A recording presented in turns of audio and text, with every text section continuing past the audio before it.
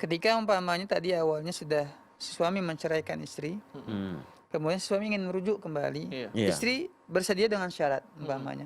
Apakah boleh? Boleh. Boleh. Boleh seorang istri memberikan syarat ya kalau si suami mau rujuk dan mau kembali kepada dia dengan melakukan syarat tersebut. Ini bahkan sebelum nikah pun boleh.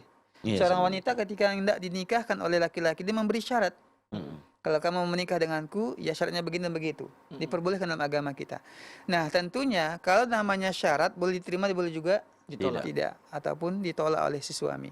Kalau si suami itu, ya dia tetap ingin kembali dirujuk kepada istrinya dan istri memberikan syarat, dia terima syarat tersebut, silakan, bagus. Ya, tapi kalaupun tidak mau dia menerimanya, itu hak dia. Iya. Betul, Yang iya. jadi masalah ialah pertama dia katakan dia terima, tapi ketika itu dia langgar setelah itu. Iya.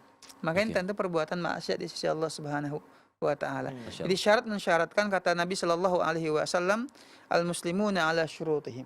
Orang-orang muslim itu sesuai dengan syarat-syarat yang mereka telah tentukan di antara mereka.